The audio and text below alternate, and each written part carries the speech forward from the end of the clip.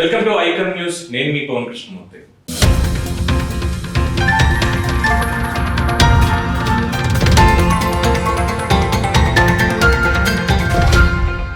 ఏం జరుగుతుంది జగన్మోహన్ రెడ్డి గారి చుట్టూ, ఆయన తీసుకునే నిర్ణయాలు ఎందుకు ఇలా ఉంటున్నాయి అనే దాని మీద ఒక వివరణాత్మక విశ్లేషణ ఇవ్వడానికి మనతో అందుబాటులో ఉన్నారు సీనియర్ పొలిటికల్ అనలిస్ట్ అప్సన్ రాజేష్ గారు. నమస్కారం సార్. నమస్కారం. తెలుగుదేశం పార్టీకి సంబంధించి తీసుకుంటే అంటే పార్టీకి సంక్షోభాలు కొత్త ఏం కాదు. At the same time Telugu Desam పార్టీకి ఉన్నటువంటి ట్యాగ్ ఏంటంటే ఇచ్చట నాయకులు తయారు చేయబడును అని. సో నాయకుల్లో సార్ కొంతమంది అందరినీ ఒకే ఘాటున కట్టకూడదు. ఎందుకంటే 83లో పెద్ద ఆయన ఎన్టీ రామారావు గారి ఆశయాలకు అనుగుణంగా వచ్చిన వాళ్ళు ఉన్నారు తప్ప స్వాతంత్రం వచ్చిన వాళ్ళు ఎవరు పెద్ద కనిపించరు. అటువంటి నేపథ్యం ఉన్నటువంటి తెలుగుదేశం పార్టీలో ఒక నిబద్ధతతో నేను ఒక కార్యకర్తని అని చెప్పుకునేటువంటి కేసినేని నాని గారి వ్యవహారం ఇప్పుడు రాష్ట్ర వ్యాప్తంగా సంచలనం అవుతుంది. అంటే ఒక పక్కన తెలుగుదేశం పార్టీ జనసేన కూటమి కట్టడం, వామపక్షాలు కూడా కలిసి వచ్చేటువంటి అవకాశం ఉండడం, న్యూట్రల్ గా ఉన్నటువంటి వాళ్ళందరూ కూడా ఎట్టి పరిస్థితుల్లో 2024లో తెలుగుదేశం జనసేన కూటమికి ల్యాండ్ స్లైడ్ విక్టరీ ఇవ్వాలి అని డిసైడ్ అయిపోయిన నేపథ్యంలో కేవలం ఒక సీటు కోసం అనుకోవాలా, లేదు అంటే వారి వ్యవహార శైలి నచ్చక కాస్త మీరు రాజకీయాలకు దూరంగా ఉండండి అని అధిష్టానం ఆజ్ఞాపించడం వల్ల ఎందుకని ఇప్పుడు ఈ వ్యతిరేక ధోరణి ఆయన ఇప్పుడు దాదాపు 2019 నుంచి కూడా ఎందుకని తీసుకొస్తున్నారు? అంటే కేడర్కి ఎటువంటి సందేశం ఇస్తున్నారు ఆయన? ఇక్కడ కేసీఆర్ నాని గారిది కొంత భిన్న ధోరణి. ఒక పార్లమెంటు సభ్యుడిగా 20 లక్షల మంది విజయవాడ ప్రజల ఓటు ద్వారా ఎంపిక కాబడిన చట్టసభకు ప్రాతినిధ్యం వహిస్తున్న పార్లమెంటు సభ్యుడిగా ఆయన పనితీరు అద్భుతం. అంటే విజయవాడ ప్రాంత ప్రయోజనాల కోసం కేంద్ర ప్రభుత్వం దగ్గర లాబింగ్ చేయగలిగి ఆయనకున్న పరిచయాలతోటి తెలుగుదేశం పార్లమెంటు సభ్యుడిగా తనకున్న పరపతిని ఉపయోగించి వీలైనంత వరకు ఫండ్స్ తీసుకురావడం కానీ, అభివృద్ధి ప్రణాళికలు రచించడం కానీ, వాటిని ఇంప్లిమెంట్ చేయడం కానీ పూర్తి శ్రద్ధతోటి ఆయన చేశారు. అందులో డౌట్ లేదు, చిత్తశుద్ధి ప్రదర్శించారు. కానీ ఇది ఒక్కటే సరిపోదు. బేసికల్గా ఆయనకు ఆ స్థాయి అవకాశం కల్పించింది తెలుగుదేశం పార్టీ. తెలుగుదేశం పార్టీ కల్పించిన అవకాశం ప్రాతిపదికగా ఆయనకు ఆ స్థానం దక్కింది. అటువంటి సందర్భంలో పార్టీ పరిమితికి లోబడి ఆయన పనిచేయాల్సి ఉంటుంది తప్ప నేను పార్టీ కన్నా పెద్దవాడిని అని చెప్పని ఫీల్ అయితే ఏ నాయకుడికైనా కూడా అది పార్టీ సహించదు. ఏ రాజకీయ పార్టీలో కూడా ఎదురయ్యే పరిస్థితి. ఇక్కడ వ్యక్తుల కన్నా వ్యవస్థ ముఖ్యం. కేసీఆర్ నాని గారు పార్లమెంట్ సభ్యుడే, కానీ తెలుగుదేశం పార్టీ సుదీర్ఘ నేపథ్యంలో కేసీఆర్ నాని గారు లాంటి చాలామంది పార్లమెంట్ సభ్యుల్ని తెలుగుదేశం పార్టీ నుంచి ప్రొడ్యూస్ చేసింది. చాలామంది టెన్యూర్ పూర్తయిపోయింది. మళ్ళీ ఇప్పుడు కొత్తగా చాలామందికి అవకాశాలు దక్కుతాయి. ఇటువంటి ప్రాసెస్లో పార్టీ అనేది ఉనికి, మనుగడ, గౌరవం కొనసాగుతూ ఉన్నంత వరకు కేసీఆర్ నాని గారి గౌరవం కూడా నిలబడుతుంది. కానీ ఇక్కడ జరిగింది ఏంటి అంటే నాని గారు నేను పార్టీ కన్నా సుపీరియర్, నాయకుడి కన్నా సుపీరియర్ అని చెప్పని ఫీల్ అయిన ప్రాసెస్లో ఆయన పనితీరు పరంగా ఎవరికైతే ఆక్షేపణలు లేవు. You could be the best actor in the world అని చెప్పని పార్లమెంటు వేదికగా ప్రధానమంత్రి నరేంద్ర మోడీ గారిని రాష్ట్ర ప్రయోజనాల కోసం ప్రశ్నించగలిగే ధైర్యం, తెగువ ఉన్న నాయకుడిగా మొత్తం ఆంధ్రప్రదేశ్ ప్రజలు ఆయన్ని ప్రశంసించారు, స్తుతించారు. కానీ అదే సందర్భంలో నాయకుడి పట్ల కూడా లాయల్టీ ప్రదర్శించాల్సిన అవసరం ఉంది. రాష్ట్రం పట్ల ఆయనకున్న కమిట్మెంట్ విషయంలో ఎవరికి ఎటువంటి ఆక్షేపణ లేదు, ఎటువంటి కంప్లైంట్స్ లేవు, కంప్లైంట్ చేయడానికి కూడా ఆస్కారం లేదు.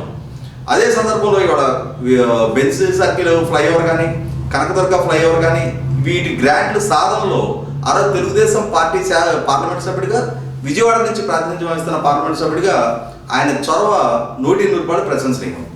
కానీ ఈ మధ్యకాలంలో ఎదురవుతున్న పరిస్థితులకు కారణం ఏంటి అంటే వాళ్ళ తమ్ముడు. ఇప్పుడు కేసీఆర్ నాని గారికి, కేసీఆర్ చిన్ని గారికి ఉన్న సమస్య వాళ్ళ కుటుంబ అంతర్గత సమస్య. రాజకీయ పార్టీకి సంబంధం లేదు, తెలుగుదేశం పార్టీకి సంబంధం లేదు, తెలుగుదేశం శ్రేణులకు కూడా సంబంధించిన ఇష్యూ కాదు. అది ఇంటర్నల్గా వాళ్ళ కుటుంబంలో తలెత్తిన సంక్షోభం. అది ఆస్తుల పరంగా వచ్చిన సమస్య లేదు, వ్యాపార పరంగా వచ్చిన సమస్య, వ్యక్తిగతంగా వచ్చిన సమస్య అనేది వాళ్ళు ఇంటర్నల్గా పరిష్కారం చేసుకోవాల్సిన అంశం. అది అదే సందర్భంలో తెలుగుదేశం పార్టీ ఓడిపోయింది, క్రైసిస్ పీరియడ్లో ఉంది, చాలా సంక్షోభాలు ఎదుర్కొంటూ ఉంది. నాయకుడు విపరీతమైన ప్రెషర్ హ్యాండిల్ చేస్తూ ఉన్నారు.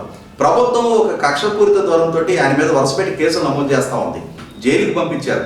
ఇటువంటి పరిస్థితుల్లో పార్టీ ప్రోగ్రామింగ్ కోసం ఎవరు ముందుకొచ్చి నిలబడి రూపాయి ఖర్చు పెట్టే ప్రయత్నం చేసినా పార్టీ వాళ్ళని మీరు చేయొద్దు అని చెప్పి అపోజ్ చేసే పరిస్థితి ఉండదు ఇక్కడ. అయితే ఇక్కడ కేసీఆర్ చిన్ని గారు ముందుకొచ్చి ఆయన పార్టీ కార్యక్రమాలకు స్పాన్సర్ చేస్తున్నారు, పార్టీ కార్యక్రమాలు యాక్టివ్గా పార్టిసిపేట్ చేస్తున్నారు.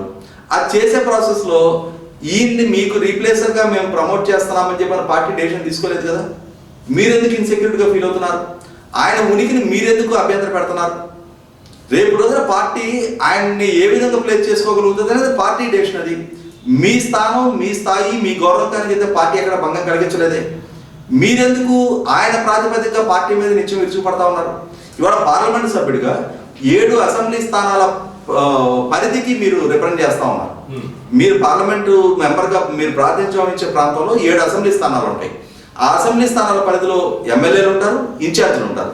వారితో కూడా సఖ్యత మీకు ఎవరితో సఖ్యత ఉంది? మీకు నిత్యం ఘర్షణపూరిత వాతావరణం. ఇటువంటి సందర్భంలో మీరు మీడియాకి ఎందుకు మాట్లాడతారు? పార్టీలో ఇంటర్నల్ గా మాట్లాడుకోవాల్సిన ప్రతి అంశాన్ని కూడా మీడియాలో బహిర్గతం చేసి, ఇన్ఫాక్ట్ ఆ రోజు ఢిల్లీలో బాబు గారికి బొకే ఇచ్చేటువంటి క్షణంలో కావచ్చు, లేదంటే పార్లమెంట్ సెషన్స్ అప్పుడు మాట్లాడినటువంటి మాటలు కావచ్చు, పార్టీకి సంబంధించి మిగతా ఎంపీలతో విభేదించడం కావచ్చు, ముఖ్యంగా గల్లా జయదేవ్ గారు, రామ్మోహన్ నాయుడు ఇద్దరు అక్కడ మాట్లాడుతున్నంతసేపు ఏదో నాకేదో పట్టదులే అన్నట్టుగా కొన్నిసార్లు బిహేవ్ చేయడం, ఇవన్నీ కేవలం మీడియా పరంగా మాత్రమే, మీడియాలో కనిపించినవి మాత్రమే. కనిపించినవి ఇంటర్నల్ గా ఎన్నున్నాయనేది ఎవరికి తెలియదు. అట్ సేమ్ టైం మీరు అన్నది వాస్తవం. ఆయనకి ఒక ఎంపీగా ఆయన పనితీరు మీద ఎవరికి అభ్యంతరం అయితే లేదు. At same time Ratan Tata గారితో ఆ ట్రస్ట్ కలిసి పనిచేయడం ఇదంతా ఆయనకున్న క్యాలిబర్. ఇక్కడ రతన్ టాటా గారికి దొరికిన యాక్సెస్ తెలుగుదేశం పార్లమెంట్ మెంబర్ గా దొరికిన యాక్సెస్. అది చంద్రబాబు నాయుడు గారి బృందంలో సభ్యుడిగా ఇచ్చిన గౌరవం ఆయన. అదే సందర్భంలో ఆయన కూడా దాన్ని చాలా అద్భుతంగా ప్రణాళికాబద్ధంగా అమలు పరచుకోగలిగారు. ఆ ప్రాంతానికి అభివృద్ధి ప్రణాళికలు రచించడంలో కానీ దాన్ని ఎగ్జిక్యూట్ చేయడంలో కానీ ఎవరు డిస్ప్యూట్ చేయరు. ఆయన ఆర్థికంగా అవతకు పాల్పడ్డారనో అవినీతికి పాల్పడ్డారని కూడా ఎవరు ఏ స్థాయిలో కూడా ఆయన మీద వేరేది చూడడానికి ఆస్కారం లేదు. కాబట్టే తెలుగుదేశం పార్టీ కూడా ఆయన సేవలను గుర్తించే కదా. వాళ్ళ అమ్మాయి వయసు ఎంత? ఆ అమ్మాయికి విజయవాడ మేయర్గా ప్రతిపాదించారు అని అంటే, విజయవాడ మేయర్గా అంత చిన్న వయసులోనే మీ అమ్మాయిని ప్రతిపాదించారు. మీరేమైనా లక్ష్యం చూపించారు? మీరు అక్కడ స్థానికంగా ఉన్న నాయకులు కలుపుకొని వెళ్ళాల్సిన బాధ్యత మీది కదా. మీ అమ్మాయి కదా పోటీ చేస్తుంది. మీరు అందరితోటి విభేదించి, అందరితోటి ఘర్షణపూరిత వైఖరి పెట్టి మీడియాకి ఎక్కి అందరిని దూషిస్తూ ఉంటే వాళ్ళు మీ అందరి అంటే మీరు చేసే దోషం పోషణలన్నింటినీ సహించి మీ అమ్మాయిని తలమే పెట్టుకుని వాళ్ళు మోస్తారా? ఒక రకంగా మీకు అంతర్గతంగా మీకు మీరు సృష్టించుకుంటున్న సంక్షోభ పర్యవసానం అంతిమంగా మీ అమ్మాయి మేయర్ కాకుండా ఓడిపోయే పరిస్థితి మీరే సృష్టించుకున్నారు అక్కడ. అది అల్టిమేట్గా పార్టీ ఓడిపోయిన మెసేజ్ వెళ్ళింది. అది మీరు వ్యక్తిగతంగా ఓడిపోయారు, తెలుగుదేశం పార్టీ కూడా ఓడిపోవడం జరిగింది. ఇవి ఈ ఘర్షణపూరిత వైఖరి నిత్యం మీడియాలోకి ఎక్కి వాడు దోపిడీదారులు, వాళ్ళ చరిత్ర ఇది, వీళ్ళ చరిత్ర ఇది అని చెప్పని పార్టీ నాయకులు ఎందుకు మీరు అర్థం చేసే ప్రయత్నం చేస్తున్నారు? సరే సార్, ఇప్పుడు ఆయన అంటే సీనియర్ రాజకీయ నాయకుడు కాబట్టి వాళ్ళతో వచ్చిన వ్యాపార విభేదాలు ఏవైతే ఉన్నాయో బాగానే ఉన్నాయి. ఈ రోజు కాకపోతే రేపైనా సరే మళ్ళీ ఎదురుపడతారు, నమస్కారం అంటే నమస్కారం అని మాట్లాడుకుంటారు. ఇందాక మీరు పేరు తీసుకొచ్చారు కాబట్టి ఇది అడగాల్సి వస్తుంది. ఒక పక్కన పార్టీ సంక్షోభంలో ఉంది. 2019 నుంచి కార్యకర్తల మీద కాదు, నేతల మీద కాదు, సాక్షాత్తు అధినాయకుడి మీద కేసులు పెడుతూ వేధిస్తున్నటువంటి ప్రభుత్వాన్ని చూస్తున్న నేపథ్యంలో ప్రజల్లోకి దీన్ని తీసుకెళ్లాలి అని చెప్పి దాదాపుగా 3126 కిలోమీటర్ల పైచిలుకు పాదయాత్ర చేసి యువగళం పేరుతోటి నారా లోకేష్ చాలా ఇబ్బందులు పడుతూ, ఒక పక్క తండ్రి జైల్లో, ఇంకొక పక్కన కొడుకు కుటుంబం అంతా ఒంటరిగా ఒక చోట.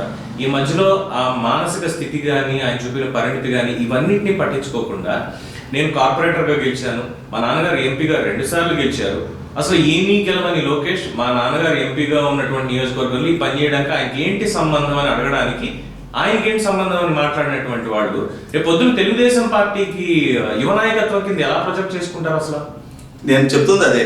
ఇక్కడ జరుగుతున్నది కేవలం అంటే కేవలం కేసీఆర్ నాని గారి యాటిట్యూడ్. నేను పార్టీ కంటే మిన్న అనుకునే ధోరణి ఈ పరిస్థితులు పరిణామాలకు దారితీసింది తప్ప పార్టీ ఆయన అమర్యాదకు చూడాలి. పార్టీ ఆయనకు అవకాశాలు ఇచ్చింది, ఆయనకు అవకాశాలు ఇచ్చింది, ఆయన కుమార్తెకు అవకాశం ఇచ్చింది, ఆమెని కార్పొరేటర్గా గెలిపించింది, పార్టీ గెలిపించింది. అదే సందర్భంలో ఈరోజు ప్రతి ఒక్కరిని ధిక్కరించే ప్రయత్నం చేస్తున్నారు. ఇక్కడ గుర్తుంచుకోవాల్సింది ఏంటంటే ఇటువంటి నాయకులందరూ కూడా తెలుగుదేశం పార్టీ మిగిలిన రాజకీయ పక్షాల కన్నా కొంచెం భిన్నమైన పార్టీ. ఏ పరిస్థితుల్లో తెలుగుదేశం శ్రేణులకి తెలుగుదేశం పార్టీ ముఖ్యం. వ్యక్తిగత ఎమోషన్స్ కన్నా కూడా తెలుగుదేశం పార్టీకి ఎంతటి ప్రయారిటీ ఇస్తారు అని అంటే, ఒక సంక్షోభంలో ఆ పార్టీని కాపాడుకోవాల్సిన పరిస్థితులు ఉత్పన్నమైన రోజు పార్టీ వ్యవస్థాపక అధ్యక్షుడు ఎన్టీ రామారావు గారిని పక్కకు జరిపి పార్టీని కాపాడుకున్నారు. నాని ఎంత? నాని స్థాయి ఎంత? పార్టీకి లోబడి ఉంటే నానిని తల మీద పెట్టుకొని మోస్తారు. నాని కోసం నాని కుమార్తెను భుజాల మీద ఎక్కించుకొని తీసుకెళ్లి సింహాసనం మీద కూర్చోబెడతారు. పార్టీని ధిక్కరిస్తా, నాయకుడిని ఆదేశిస్తా, నేను ఎవరైనా దూషిస్తా అంటే పార్టీ డిజోన్ చేసుకుంటుంది, క్యాడర్ డిజోన్ చేసుకుంటారు. రేపు రోజున వేరే పార్టీలో మీ మనగడ మీ ప్రస్థానం చూసుకోవాల్సిందే తప్ప తెలుగుదేశం పార్టీలోనే ఉంటూ తెలుగుదేశం పార్టీని కష్టకాలం అండగా నిలబడి కష్ట నష్టాలు కోర్చి జెండాను మోస్తున్న కార్యకర్తలని అవమానపరిచే విధంగా, వాళ్ళ ఎమోషన్స్ గాయపడే విధంగా, వాళ్ళని సెంటిమెంటల్గా ఇబ్బంది పెట్టే పరిస్థితులు సృష్టిస్తుంటే తెలుగుదేశం క్యాడర్ సహించదు. ఆ పార్టీలో ఉండాలి అనుకుంటే, ఆ పార్టీ స్ట్రక్చర్లో ఇమడాలి అనుకుంటే ఆ పార్టీ కార్యకర్తల మనోభావాలకు అనుగుణంగా నడుచుకొని తీరాల్సిందే. లేదు అనుకున్నప్పుడు చరిత్ర పుటల్లో కాలగర్భంలో కలిసిపోయిన చాలామంది నాయకుల సరసన ఇంకొకరు చేరతారు తప్ప, ఆల్రెడీ చేరిపోయారు తప్ప, తెలుగుదేశం శ్రేణులు నిన్నటి వరకు ఎంతగా కలవరించారో ఒక్క రోజులో డిజైన్ చేసుకోవటం మొదలు పెట్టారు. ఆయన పార్టీని డిజైన్ చేసుకున్న నిమిషాన పార్టీ కూడా ఆయన ఇగ్నోర్ చేస్తుంది, శ్రేణులు కూడా మర్చిపోతారు. రేపు ఇంకొక పార్టీ నుంచి ఆయన ప్రాతినిధ్యం వహించవచ్చు. రేపు అంతిమంగా ప్రజలు ఎవరిని ఎన్నుకుంటారు, ఎవరి పక్కన నిలబడతారు అనేది ప్రజలు నిర్ణయించుకుంటారు. అయితే ఇక్కడ చంద్రబాబు నాయుడు గారి గురించి ఒక మాట అడగాలి.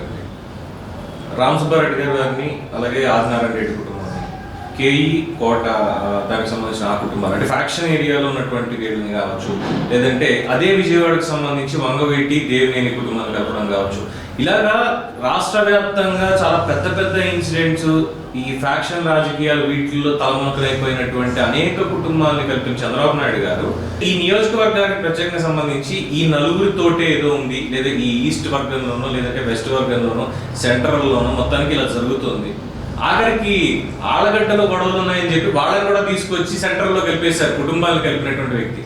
మరి ఎందుకు ఈ పర్టికులర్గా ఇక్కడే ఎందుకు వస్తుంది? ఈయన యాటిట్యూడ్ తోటి ప్రాబ్లమా? పనితీరు బాగానే ఉంది, మరి వాళ్ళు ఏమైనా తక్కువ అంటే పార్టీ కోసం వాళ్ళు పనిచేస్తున్నారు. ఆ రోజు తెలుగుదేశం పార్టీ ఆఫీస్ మీద దాడి జరిగినప్పుడు కానీ, చంద్రబాబు నాయుడు గారి ఇంటి మీదకి జోగి రమేష్ వెళ్ళినప్పుడు కానీ, బుద్ధవెంకన్న గారు లాంటి వాళ్ళు ఎలా వెళ్ళారో చూసాం. మరి అప్పుడు కేసీఆర్ నాని గారు ఎక్కడున్నారు? పార్టీ ఆఫీస్ మీద దాడి జరిగినప్పుడు, అధినేత మీద దాడి జరిగినప్పుడు. నిన్న అదే పార్టీ ఆఫీస్ మీద దాడి చేసినటువంటి అరవ సత్యం అనేటువంటి వ్యక్తి కేసీఆర్ కుటుంబం పక్కన ఎందుకున్నాడు?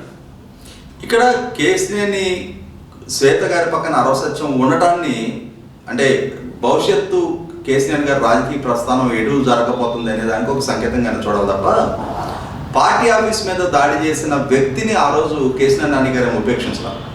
ఆ రోజు దాడి జరిగిన తర్వాత చంద్రబాబు నాయుడు గారు నిరసన దీక్ష పెట్టిన సందర్భంగా కేసీఆర్ నాని గారు చేసిన ప్రసంగంలో కూడా ఎందుకు ప్రతిసారి రెచ్చగొట్టే దూరంలో విజయవాడలోనూ గుంటూరులోనూ ఎక్కడో దగ్గర గిరిగీసుకొని మేము కొట్టుకుందాం రండి అని చెప్పని డైరెక్ట్గానే ఆయన స్పందించిన తీరు చూసాం. వైఖరి పరంగా చూసుకుంటే ఆయన వెన్నుపోటు ధోరణి ప్రదర్శించే నాయకుడు కూడా కాదు. లౌక్యం లేని కారణంగా, లౌక్యత ప్రదర్శించాల్సిన సందర్భంలో ప్రదర్శించని మొండి పట్టుదలతోటి రాజీ ధోరణి ప్రదర్శించకుండా వ్యవహరించిన తీరు వల్ల ఈ పరిస్థితులకు దారితీసినాయి తప్ప, వాళ్ళ కుటుంబంలో సమస్యలని పార్టీకి పులవటం వల్ల, వాళ్ళ వ్యక్తిగతంగా ఉన్న సమస్యలని పార్టీకి పులిమే ప్రయత్నం చేయటం వల్ల తన రాజీ లేని ధోరణి పర్యవసానం ఈ పరిస్థితులు సృష్టించుకోవడమే తప్ప, వ్యక్తిగతంగా కేసీఆర్ నాని గారు ఏదో పార్టీకో పార్టీ శ్రేణులకు వెనుపోటు పొడిచారని కూడా మనం అనుకోలేము. రాజీ లేని ధోరణి మూలన, యాటిట్యూడ్ మూలన, నోటి కంట్రోల్ లేని మూలన తెచ్చుకున్న సమస్య ఇదంతా కూడా. అంత మాత్రాన ఆయన మనస్తత్వ పరంగా ఆయన ఏదో చెడ్డ మనసు అని చెప్పని కూడా నేను కూడా అంగీకరించడం, ఆ కామెంట్ కూడా చేయను. బట్ కేసీఆర్ శ్వేత చేసిన కామెంట్స్ కావచ్చు, పక్కన అవసత్యం ఉండడం అనేది, అంటే వైసీపీలోకి వెళ్తారు అన్నటువంటి ఊహాగానం ఒకటి అది నడుస్తోంది.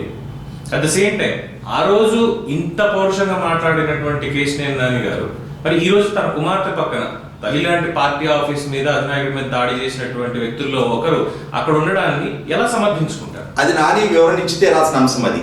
ఎందుకనంటే ఇక్కడ రెండు ప్రశ్నలు ఉంటాయి. ఒక ప్రస్తావన నడుస్తుంది అంటే నితిన్ గడ్కరీ గారితో ఆయనకున్న సాన్నిధ్యం దృష్ట్యా భారతీయ జనతా పార్టీలోకి చేరడానికి ఆస్కారం ఉంటుంది అని చెప్పంటున్నారు. పాలకుడుగా ఉన్న నరేంద్ర మోడీ గారు రాష్ట్రానికి ఎటువంటి ద్రోహం చేశారు అనేది పార్లమెంటు సభ్యుడిగా, పార్లమెంటు వేదికగా you could be the best actor in the world అని చెప్పని ప్రధానమంత్రి గారి మొహాన ప్రస్తావించిన వ్యక్తి కేసీఆర్ నాని గారు. మరి అదే నరేంద్ర మోడీ గారి నాయకత్వంలో మరి కలిసి పనిచేయడాన్ని ఏ విధంగా సమర్థించుకుంటారో ఒకటి చూడాలి. రెండోది వచ్చేప్పటికి వైసీపీ పార్టీ ఖచ్చితంగా నిన్నటి వరకు రాజీలేని పోరాటంతో ప్రదర్శించారు. ఈ మధ్యకాలంలో పార్లమెంట్ సభ్యుడిగా ప్రోటోకాల్ ప్రకారం స్థానిక శాసనసభ్యులతోటి నేను కలిసి పనిచేయాల్సిన పరిస్థితులు తప్ప నేనేం వైసీపీ పార్టీతో సాన్నిధ్యంగా లేను అని చెప్పని చెప్పుకుంటా వసంత కృష్ణ ప్రసాద్, మణితోక జగన్మోహన్ రావు గారు లాంటి వాళ్ళతోటి సాన్నిధ్యం కొంచెం కనిపిస్తుంది ఈ మధ్యకాలంలో. ఏదేమైనా సరే భవిష్యత్తు ఆయన రాజకీయ ప్రస్థానం ఎటువైపు జరగబోతుంది, రకరకాల స్పెక్యులేషన్స్ ఉన్నాయి. జేడీ లక్ష్మీనారాయణ గారి పార్టీలో జాయిన్ కాబోతున్నారు అని చెప్పని, లక్ష్మణ్ గారు నాని గారు కలిసి సేల్ అవబోతున్నారని చెప్పని వార్తలు వస్తున్నాయి. లేదు నిన్న అరవ సత్యం శ్వేత పక్కన ఉన్న దృష్ట్యా ఒకవేళ వైసీపీ పార్టీలోకి కనుక జాయిన్ అయ్యే పరిస్థితి వస్తే తన క్రెడిబిలిటీ తనే పోగొట్టుకున్నట్టు అవుతుంది. సో ఇదండి అప్సన్ రాజేష్ గారితో ఒక వివరణాత్మక విశ్లేషణ ఆంధ్రప్రదేశ్ రాజకీయాలకు సంబంధించి వచ్చే ఎన్నికల్లో ఇంకా ఎలా ఉండబోతోంది అనే దానికి ఇది ఒక మచ్చుతో కనుక్కోవచ్చు. ఎవరెవరు ఎటుంటారు, ఏం చేస్తారు అనేది. సో చూస్తూనే ఉండండి. మీ అభిప్రాయాన్ని కామెంట్స్ రూపంలో తెలియజేయండి. ఛానల్ సబ్స్క్రైబ్ చేసుకోండి. ఐకాన్ న్యూస్, నేను మీ పవన్ కృష్ణ.